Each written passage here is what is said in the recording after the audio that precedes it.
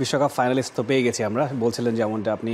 South Africa প্রথমবারের মতো বিশ্বকাপ ফাইনাল খেলবে, তাদের প্রতিপক্ষ ইন্ডিয়া। ইন্ডিয়া ইংল্যান্ডের সাথে জিতে গিয়েছে। ইংল্যান্ডকে আসলে বলতে গেলে পুরো ম্যাচ জুড়েই ডমিনেশনটা ইন্ডিয়ান টিমই করেছে। ইংল্যান্ড কোনো আসলে বৃষ্টিবিঘ্নিত ম্যাচ, দেরি করে শুরু হয়েছে নিশ্চয়ই, সেই জায়গায় বেশ কিছু ইন্টারাপশন হয়েছে। তবু আলটিমেটলি যে স্কোর কার্ডটা হয়েছে, আপনি নিশ্চয়ই স্কোর কার্ডটা পড়তে চাইবেন। 171 করেছিল England. They had no chance at all.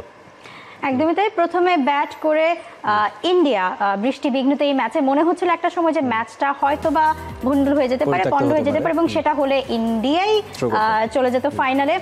আমরা ইন্ডিয়াকে ফাইনালিস্ট হিসেবে পেতাম, এবং পরবর্তী বৃষ্টি থামার পর আবারও ম্যাচ শুরু হয় এবং সেখানে রোহিত শর্মার সর্বোচ্চ রান ছিল 39 বলে 57। বিরাট কোহলি এই দিনও আসলে ব্যর্থ ছিলেন, 9 বলে 9 রান করে তিনি আউট হয়েছিলেন।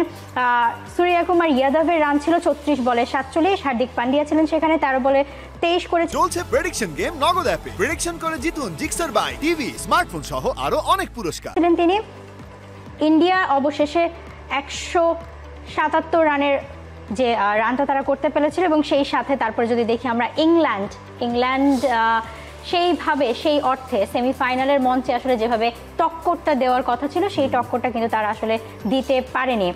172 চেস করতে নেমে তারা গুটিয়ে যায় 103 রানে 16.4 ওভারে।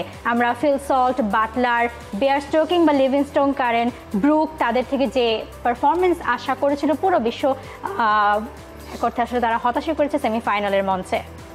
আকসার ফয়সাল এবং কুলদীপ যাদব 3টা করে উইকেট নিয়েছেন, 2 স্পিনার। আকসার ফয়সাল পুরো টুর্নামেন্ট জুড়ে আসলে বল হাতে খুব একটা যে ফ্ল্যাম্বয়েন্ট ছিলেন সেরকম না, অন অ্যান্ড অফ পারফর্ম করেছেন, কিন্তু ফাইনালে কাজের কাজটা তিনি করে ফেলেছেন এবং তিনি ম্যান অফ দ্য ম্যাচ হয়েছেন। কুলদীপ যাদব সবে মনে হয় 4টা বা 5টা ম্যাচ খেলেছেন, বোধহয় টোটাল 10টার মতো উইকেট খেলেছেন, এবং ইউএসএ সেকশনে তিনি ছিলেন না। ওয়েস্ট ইন্ডিজে এসে তিনি তার নিজের যাত্রা চিনিয়েছেন। লেফট আর্ম চায়নাম্যান আমরা দেখেছি সাউথ আফ্রিকাতেও, তাবরাইস শামসি দারুণ খেলেছেন। এই যে স্পিন ফ্রেন্ডলি উইকেট হয়ে যাওয়া, এটাই হয়তো ইন্ডিয়াকে ফেভার করেছে। On the contrary England defending champion, আগের আসরের চ্যাম্পিয়ন, তারা আসলে ফাইনাল যে খেলাটা খেলেছে, শুধু ফাইনাল কেন পুরো টুর্নামেন্ট জুড়েই সেমিফাইনালে ওঠার আসলে কি যোগ্য দল ইংল্যান্ডকে বলা যায় কিনা, বেইং দ্য ডিফেন্ডিং চ্যাম্পিয়ন। কারণ গ্রুপ পর্বে আমরা দেখেছি স্কটল্যান্ডের কাছে যদি ম্যাচটা হতো তাহলে হয়তো বা হেরেও যেতে পারতো ইংল্যান্ড। তারপরে আবার অস্ট্রেলিয়ার দিকে তাকিয়ে থাকতে হয়েছে। হয়তো বা সুপার 8-এ এসে তারা খুব ডমিনেট করে জিতেছে ওয়েস্ট ইন্ডিজকে, একদম বড় ব্যবধানে হারিয়েছে ওয়েস্ট ইন্ডিজের মাটিতে। ওয়েস্ট ইন্ডিজকে হারানো এটা ক্রেডিট পাওয়ার দাবিদার, কিন্তু at the end of the day গতকালকে নিশ্চয়ই ইন্ডিয়াই ফেভারিট ছিল এবং এখন অবধি অপরাজিত তারা।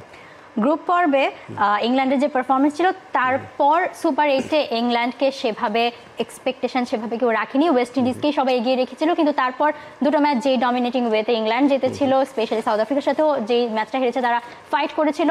সো ইংল্যান্ডকে তারপরে সেমিফাইনালে সেই রূপেই দেখার আসলে ইচ্ছা ছিল সবার। কিন্তু ইন্ডিয়া ওই যে টুর্নামেন্টে আসার আগে থেকেই ক্যালকুলেটিভ ওয়েতে তারা এসেছিল ইউএসএ এবং উইন্ডিজ কন্ডিশনে যে স্পিনটা খুব ভালোভাবে ধরবে সেই প্ল্যানিংটা নিয়েই কিন্তু রোহিত শর্মা তার দলের 4 জন স্পিনার রেখেছিলেন, এবং it works. Absolutely, it worked perfectly.